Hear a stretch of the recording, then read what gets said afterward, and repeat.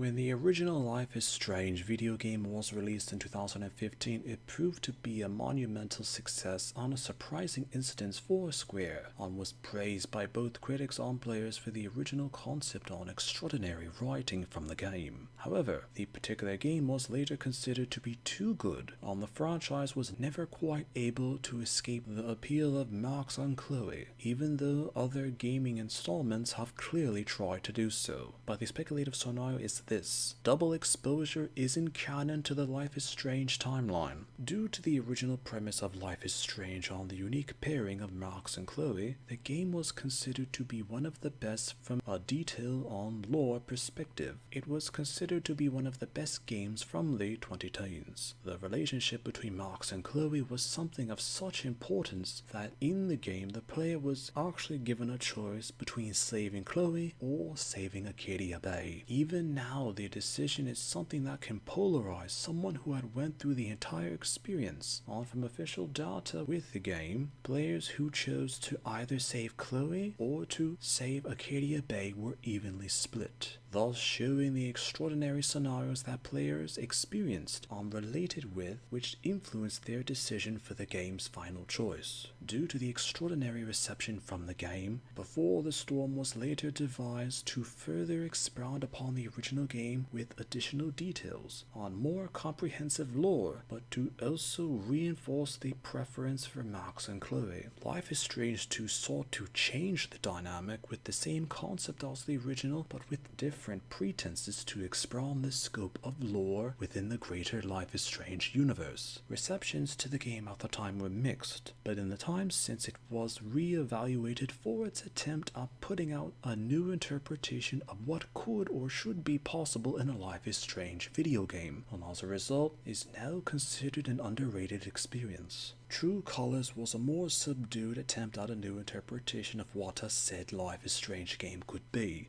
as it was directly influenced by the perceptions of Life is Strange 2. Though it was considered a good experience, criticisms had it that the playthrough felt somewhat short in terms of a story, and the character of Steph was a specific and pondering reference to the original Life is Strange experience for sheer nostalgia. When Double Exposure was announced, there was clear anticipation and hope for the relationship with Max and Chloe, as fine details of it were still not technically known, even with the original Life is Strange and the prequel of Before the Storm. Even particular aspects with uncertainty had emerged due to details mentioned in passing with Life is Strange 2 and from True Colors. From the clear intentions by Deck 9 or Don't Nod to have an undeniable continuation with Max and Chloe, despite Life is Strange and Before the Storm technically ending their story in a meaningful or charismatic way. Details later had it that the ending choices from the original Life is Strange were never resolved, and as mentioned, popular opinions had different particular fan theories for both scenarios, of either saving Chloe or saving Acadia Bay. Double Exposure played off the fan base's preferences by having both endings to be acknowledged. Even the relationship between Max and Chloe was vastly different than what was depicted or expected with prior Life is Strange games. As with everything considered, the game had horrible sales, and reactions to it were undeniably horrid,